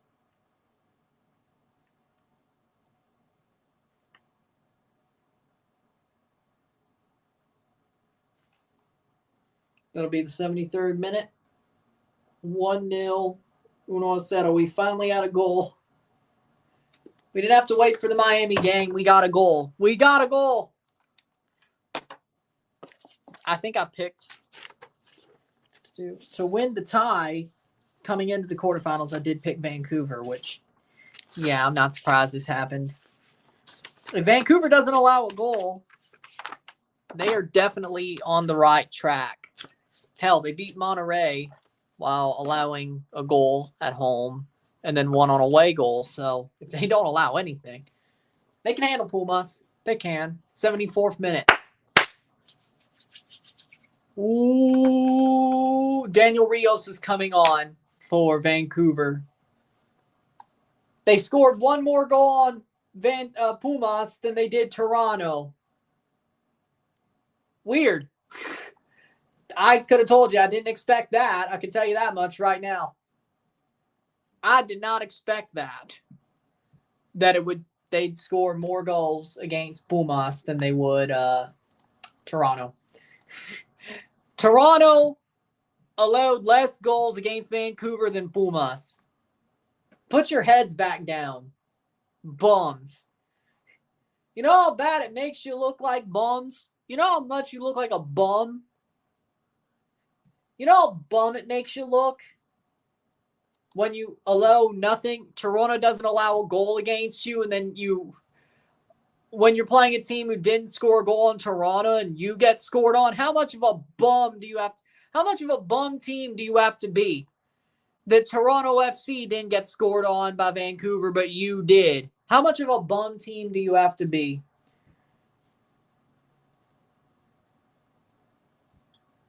That's sad. I mean, good for Toronto, but that's sad for Pumas. Like, no matter what, they're going to have to allow more than Toronto. But what if Pumas scores one? Well, okay, they scored more in Toronto, but that's fine. Toronto's offense sucks. Pumas should score more than them when they score goals. So that's nothing but nothing. That's nothing but nothing.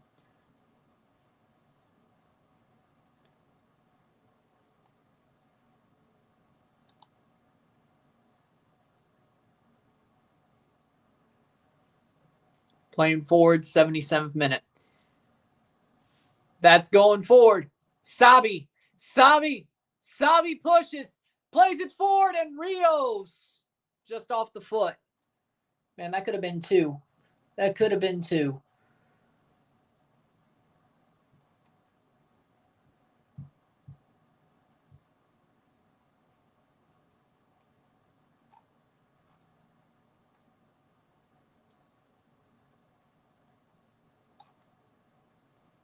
Cleared away. 77th minute.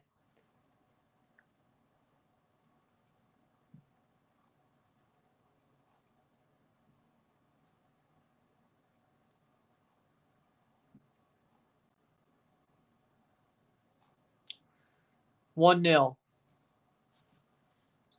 Yeah, I hate that for the Truckers.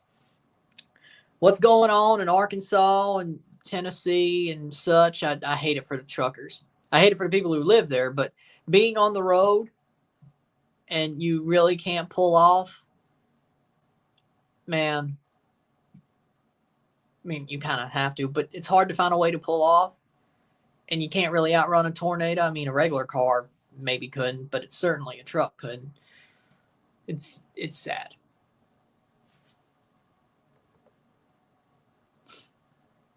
Honestly, yeah, you're probably right.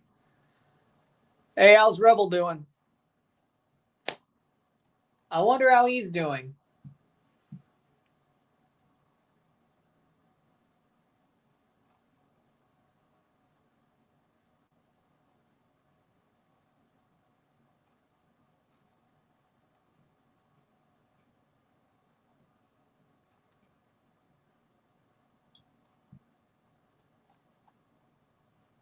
Substitutions, Ruvalcaba and Funes Mori coming on for Pumas.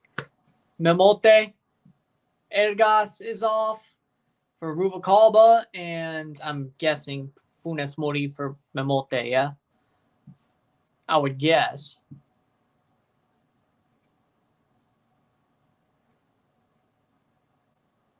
Yep, it's Memote off. Memote off for Funes Mori. 79th minute.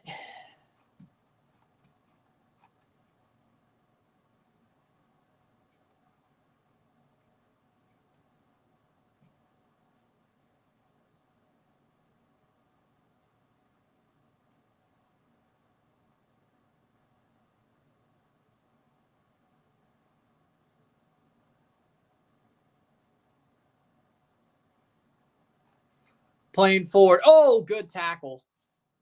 Still 1-0 with 10 minutes plus stoppage time to go.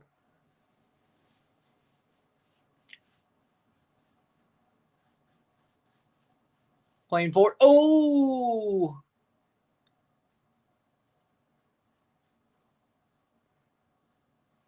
Vite, Ford, Rios.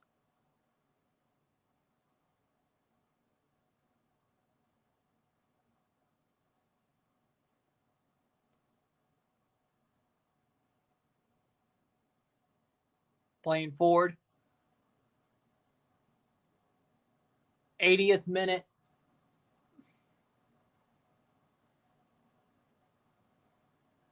Ten minutes to go plus stoppage time. Which, God knows, it might be a while.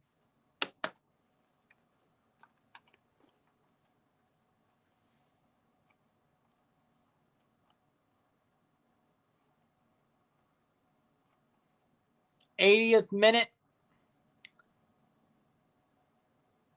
Yellow card for Suarez. Leo Suarez.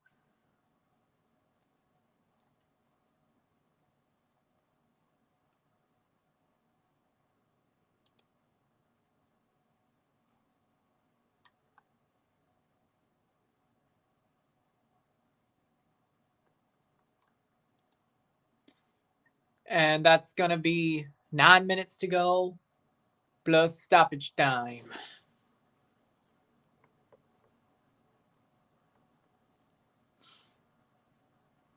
That does sound pretty fun, I won't lie. That does sound pretty fun, I won't lie. 81st minute.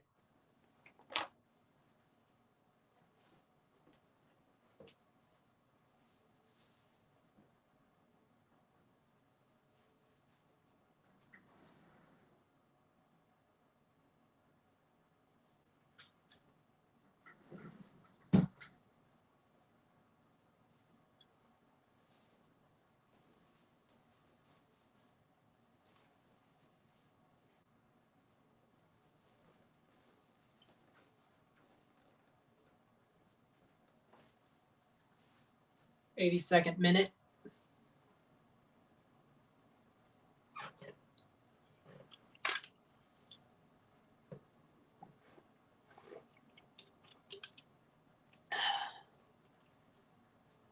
One nil.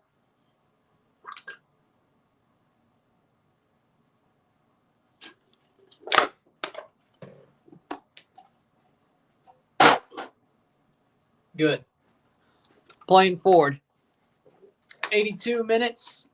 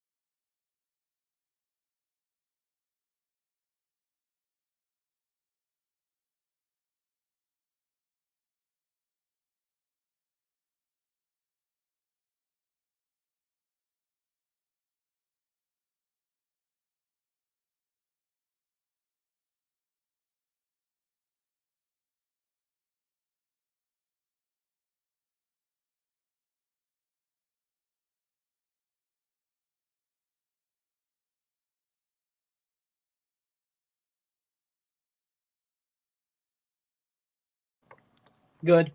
83rd minute. It is 1-0, 1-0. I mean, free raffle at the mall. I mean, hey, that's pretty cool.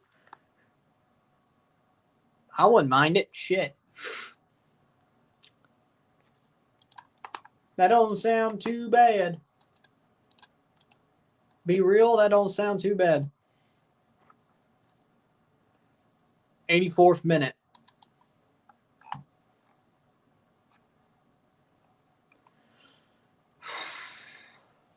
$1-0.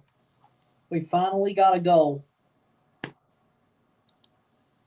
We finally got a goal this week. Yay. And we didn't have to wait till the Miami game. Well, we didn't have to wait till the Miami game. Wow. Then we have one more game.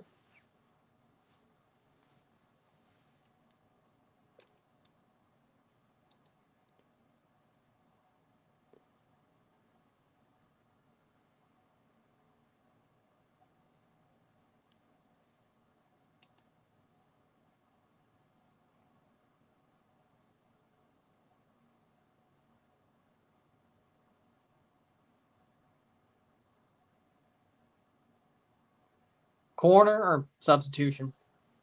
85th minute. And Gondo is coming off for Javon Badwall. Yes.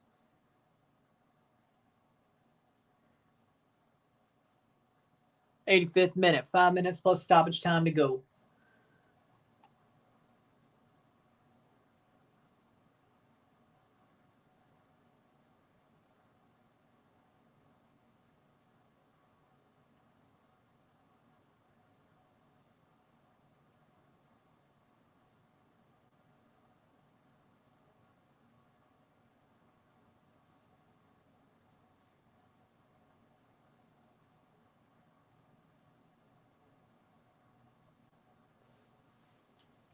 '86th minute. 1-0.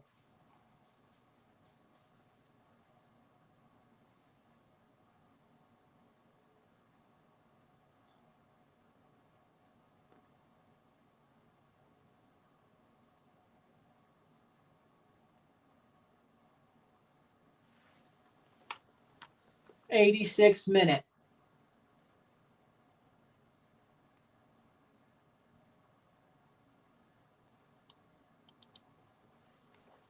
Out for a corner for Pumas.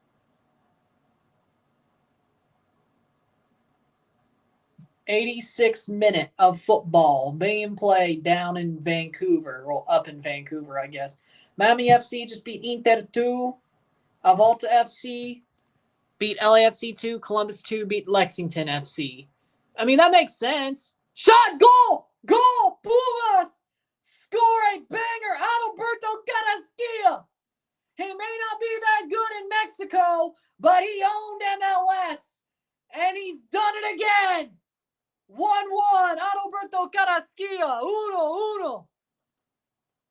He's back where he's comfortable.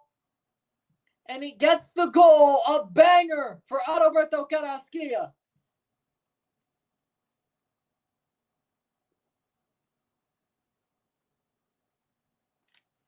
He hasn't been that good in Mexico, but he's back in an MLS stadium. He felt comfortable, and boom! 1-1.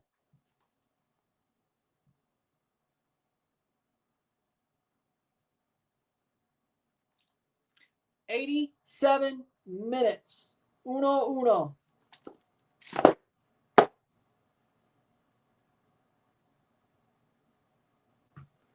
He's right. 88th minute. Adalberto Carrasquilla was a star in MLS. He's been a star for Panama. He hasn't been a star for Pumas. But that was definitely the Carrasquilla that we knew during his time with Houston, for sure. Right there. Because he's used to playing at MLS stadiums. Hey, the first two times they didn't play at MLS stadiums. They played at a CPL stadium and a Costa Rican stadium. So, hey, my thought process is correct. 89th minute. My thought process is correct. Karaskia goal. Plays forward. Badwa plays it back. He did for some dumb reason. I don't think he deserved it. I don't think Karaskia deserved best player in CONCACAF when Alphonso Davies, Jonathan David, and Pulisic were on the same ballot. That was stupid. That was stupid, but I guess they were going by CONCACAF competitions. Okay. But best player in CONCACAF? Really? He ain't bad, but he ain't Davies or David or Pulisic for that matter. Like, that was...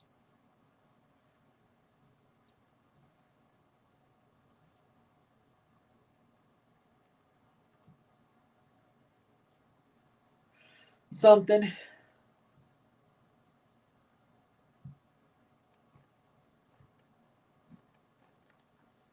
Rivas is coming on before stoppage time for Karaskia. Karaskia is off. Rivas is on into stoppage time, which will probably be like 7 minutes.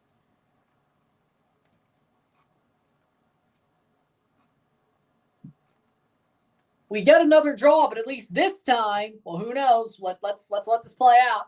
But as of now, going into stoppage time, we have another draw, but at least this time we have a scoring draw. 90th minute, player down, Berhalter.